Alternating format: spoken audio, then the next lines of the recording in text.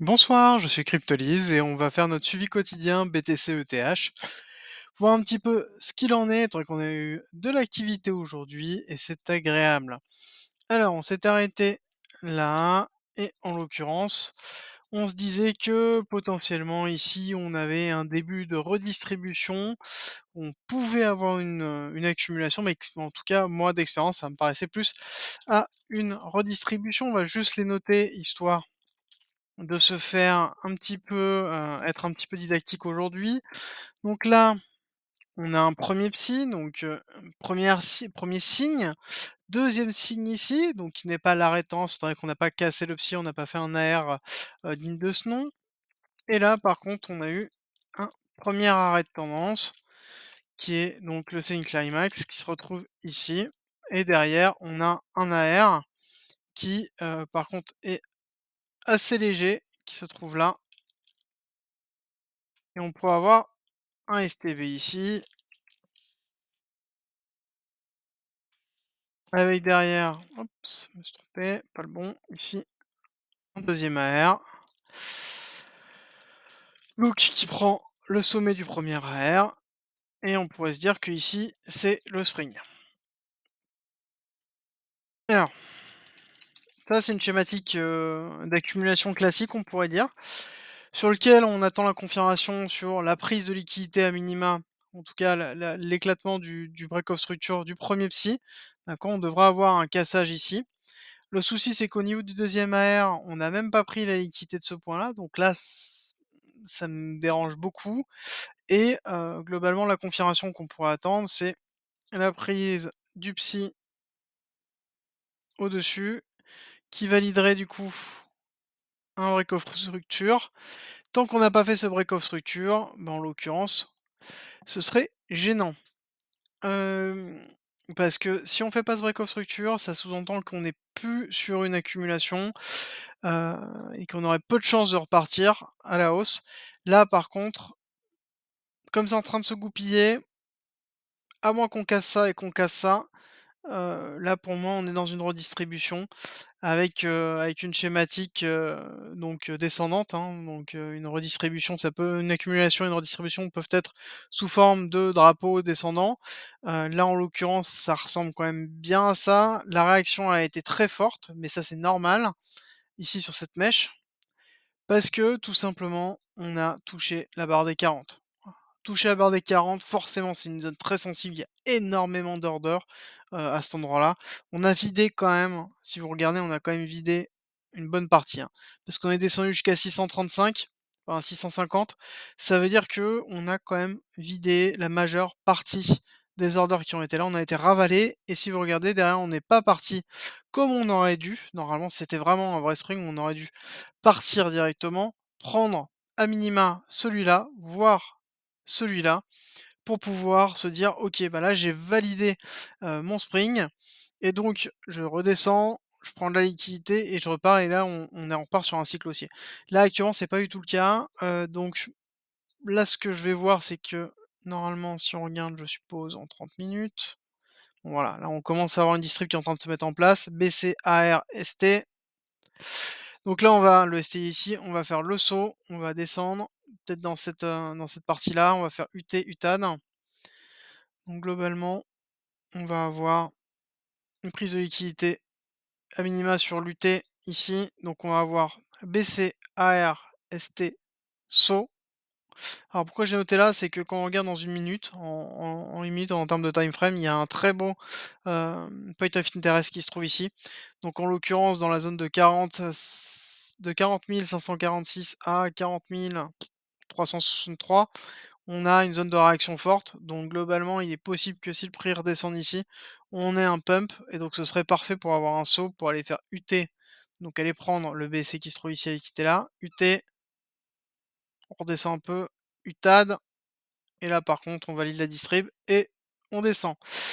Hem, donc pour moi, là, on est en redistribution. On attend encore soit une validation de l'accumulation en se disant: «OK, le seul moyen de la valider, comme je vous l'ai dit, c'est de casser à minima le minimum du minimum».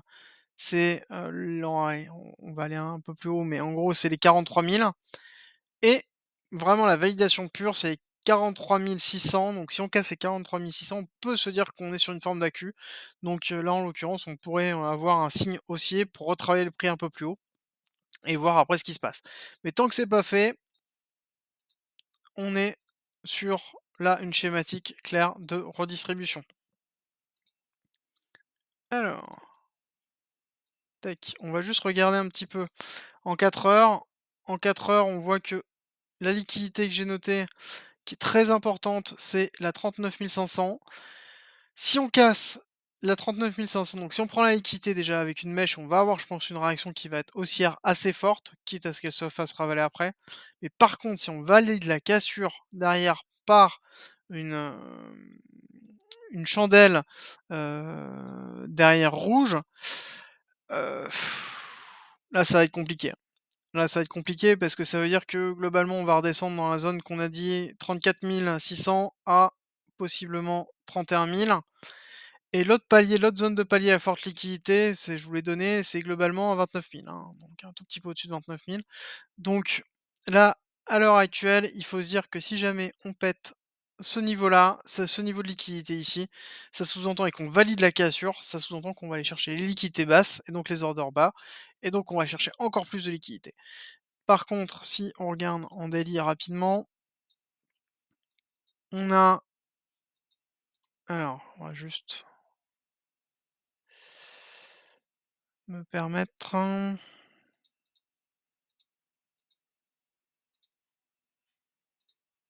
voilà.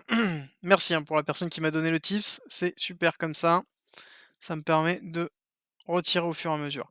Donc globalement, si on casse ici, ce niveau-là, ça sous-entend que on va aller chercher à minima ce niveau-là. Alors attendez, hop, on met les pinceaux. Si on casse ce niveau ici, ça sous-entend que à minima, on va aller casser cette zone-là. Enfin, on va aller chercher cette zone-là. Si on va chercher cette zone-là, ça sous-entend que derrière, la dernière zone sur laquelle on va, ricocher, ça va être ici, hein. D'accord? Donc ça va être la zone des 29 000.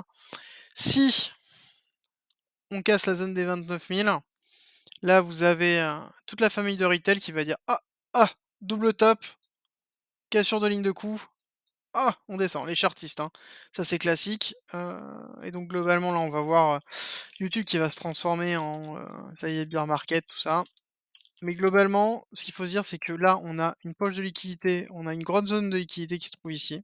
Ce bloc-là, il est très, très fort avec une sous-zone ici. Donc globalement, c'est, en dessous des 34 jusqu'à à minima 29 et un tout petit peu en dessous, il y a encore de la liquidité, là, il y a un très bel order block là qui se trouve ici. Donc si jamais on casse ça, il est possible qu'on ait une réaction très forte haussière en fonction de ce que le prix souhaite. Parce que là, je pense qu'on va chercher les liquidités, c'est ce que je suis en train de me dire, hein. Globalement, c'est on va chercher les liquidités de cette zone-là. On va chercher les liquidités de cette zone-là, des 32 000, voire 29 000, pour ensuite reprendre un cours haussier. Ce serait logique et ce serait pas mal. Il y a une autre possibilité, si jamais là, ici, on valide que c'est une accumulation, donc on casse les 2 niveaux que je vous ai donnés tout à l'heure. Ça sous-entend qu'on va accumuler, donc on va aller travailler le prix en hauteur. Donc c'est-à-dire qu'on va aller travailler le prix possiblement dans la zone de 50 à 51 000 ou possiblement dans la zone de cette zone ici. Donc de toute façon, dans tous les cas, je vous les ai notés, on va les regarder. Hop, là, si vous voyez, je les ai notés ici. On a une forte zone de réaction dans les 60, on a un order block qui se trouve dans les 56 et un très gros order block qui se trouve dans les 54. Donc globalement, on va dire que ce qui va se jouer principalement, c'est là, la schématique, la cause qui est en cours va nous dire est-ce qu'on casse? Si on casse, OK.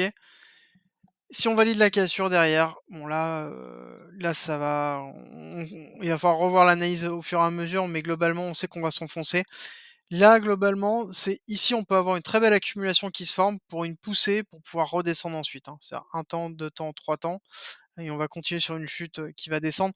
Mais là, c'est un moment crucial, je pense, à déterminer. De toute façon, dans tous les cas, si on regarde là en journalier un petit peu les chandelles, tout simplement, regardez-moi ces chandelles. Regardez-moi la différence des chandelles qui se trouvent ici. Globalement, là, on a des chandelles qui sont excessivement comprimées à cet endroit-là. On se retrouve sur une schématique qui peut ressembler à ça, d'accord?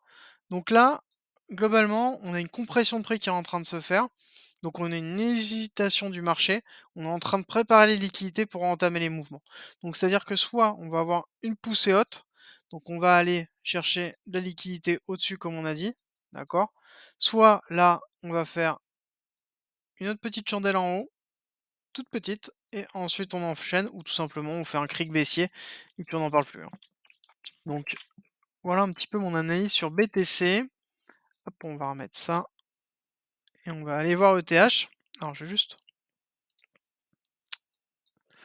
on va se noter où on s'était arrêté et sur ETH. Alors, ETH, on s'était arrêté ici. On avait dit qu'on avait une zone de liquidité en attente basse qui était confortable ici, sur lequel on allait avoir une réaction. On avait un order block, et bien sûr en 1 heure je vais pas le voir. Un gros order block qui était très fort ici et qui était en plus sur la ligne des 618. Donc là, si on regarde ce qui s'est passé, on a entré dans l'order block et on est quasiment atterri sur la 618. Donc on a eu une très belle réaction haussière.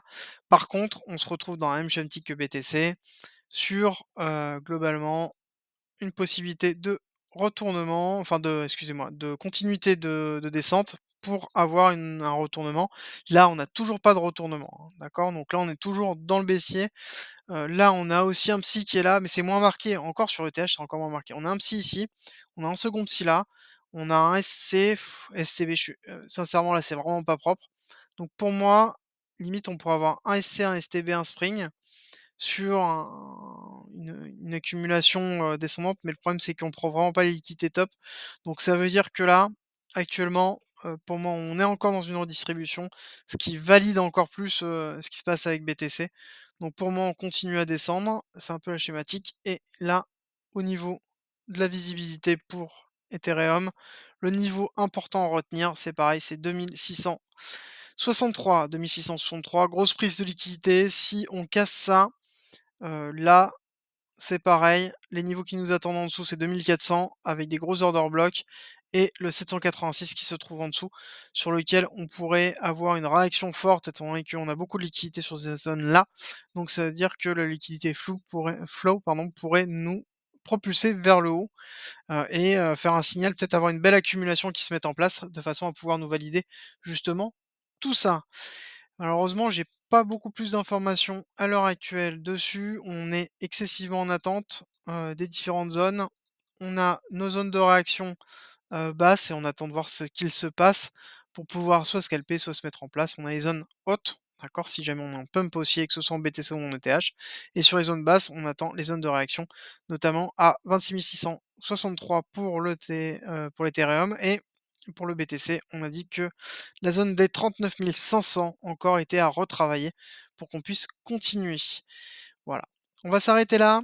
J'espère que cette vidéo vous a plu. J'ai lancé le Discord aujourd'hui. Je vous ai mis le lien, dans la description de YouTube. Je vous mets aussi le lien en fait, là, qui s'affichera tout au long de la vidéo, tout simplement, heu, pour que vous puissiez directement cliquer dessus. Donc c'est un Discord sur lequel le partage est de mise, donc il y a des informations, je vais le remplir au fur et à mesure et l'idée c'est de partager tous ensemble, bah, notre vision des cryptos, ce que l'on sait, pouvoir, partager des graphiques si on veut faire des analyses techniques, partager de la technique, des ICO, des IDO, des idées et cetera. Donc c'est vraiment en fait partager notre passion des blockchains et de la crypto-monnaie et du trading, c'est un peu l'idée, générale de ce Discord. Donc vous êtes bien sûr les bienvenus et n'hésitez pas à venir.